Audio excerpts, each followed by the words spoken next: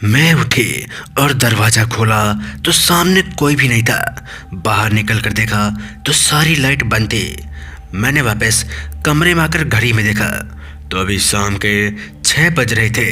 मैंने वापस जाकर फिर बाहर झांक कर देखा तो सारी लाइट बंद थी। मुझे थोड़ा अजीब लगा क्योंकि जब हम आए थे तो यहाँ बहुत चहल पहल थी और अभी इतना सन्नाटा है। ये क्या हो रहा था? मुझे कुछ समझ में नहीं आ रहा था। मेरा दिल बहुत घबरा रहा था कि कहीं हम किसी गलत जगह में तो नहीं आ गए। कि तभी अचानक से मेरे सामने वाले कमरे का दरवाजा खुला और एक कपल निकला।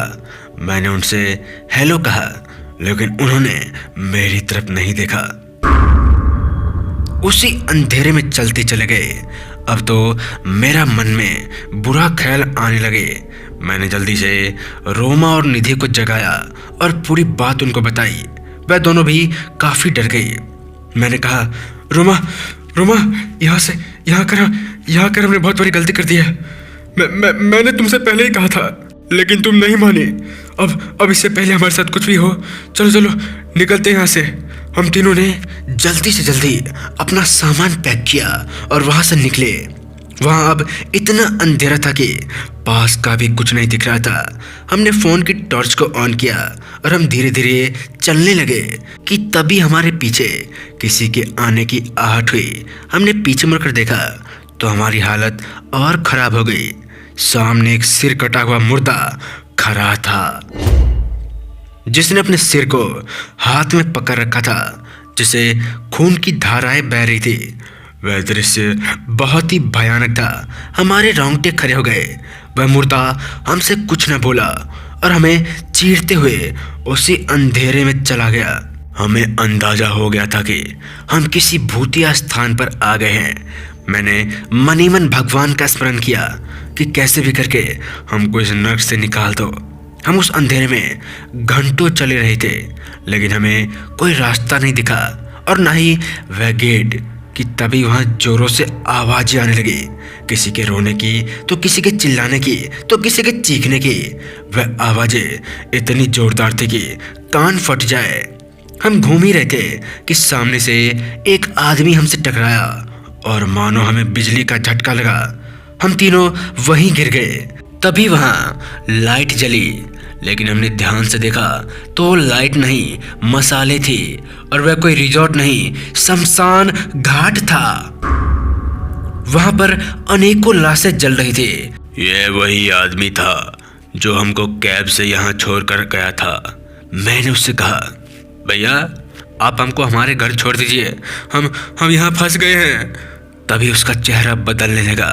उसके नाखून बड़े हो गए और वह देखने में बहुत भयानक लग रहा था। उसका चेहरा जला हुआ था और उसका शरीर खाल की झिल्ली की तरह पिघल रही थी। वह जोर से हंसा और बोला, बाहर छोड़ने के लिए तुम सबको थोड़ी ना यहाँ लाया हूँ। हम बहुत बुरे फंसे थे।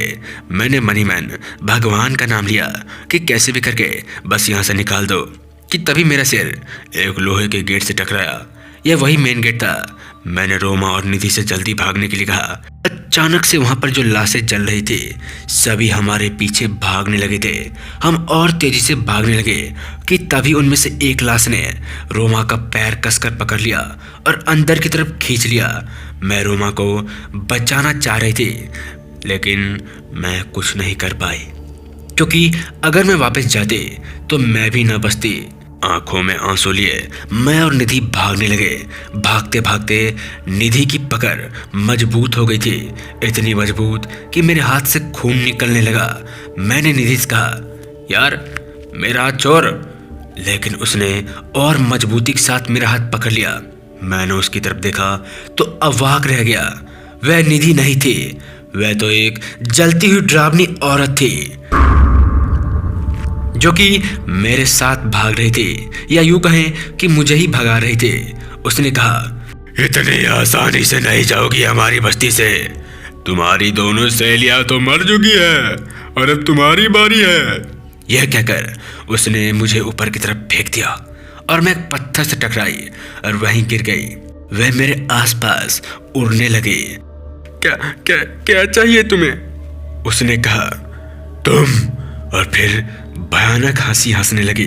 कहते हैं कि जब भगवान हमारे साथ हो तो कोई भी बुरी शक्तियाँ हमारा कुछ नहीं बिगाड़ सकती। मुझे मेरी माँ का दिया हुआ ताबीज याद आया जो कि उन्होंने मेरे लिए बनवाया था और यह कहकर पहनाया था कि इसे कभी मत निकालना, और शायद इसी ताबीज की वजह से मैं वहाँ से निकल भी पाई थी। मैंने जल्दी से उस ताबीज को उसके सामने कर दिया। वह चीखने लगी और वहाँ से गायब हो गई। जंगल में अजीब सी शांति छा गई। मैं जितना तेजी से भाग सकती थी मैं खूब तेजी से भागी। तभी मेरा पैर एक पत्थर से टकराया और मेरे सिर में चोट लगी, जिससे मैं वहीं पर बेहोश हो गई। जब मुझे होश आया तो मैंने खुद को एक अस्पताल में पाया। सामने मेरे मम्मी पापा जो रो रहे थे और मेरे होश में आने का इंतजार कर रहे थे। पास में कुछ और भी लोग खड़े थे। उन्होंने मुझे बताया कि तुम एक शमशान घाट में पहुंच गए थे और वहां पर कोई नहीं जाता क्योंकि वह एक भूतिया जगह है। वहां पहले एक रिजॉर्ट था जो कि आग लगने के चलते तबाह हो गया था और जितने लोग भी उसमें थे वह सभी के सभी जलकर मर गए।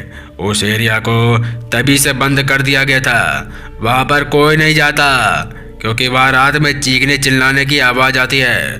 पता नहीं आप लोग वहाँ कैसे पहुँच गए, लेकिन ये आपकी खुशकिस्मती है कि आप वापस आ गए, नहीं तो बहुत लोग वहाँ पर जाने के बाद वापस नहीं आते हैं। मैं मेरी मम्मी से लिपटकर रोने लगी और मनी मन भगवान का शुक्रिया अदा कर मैं बच गई। लेकिन मुझे गम इस बात की थी कि मैंने अपने दोनों प्यारी सखियों को खो दिया था।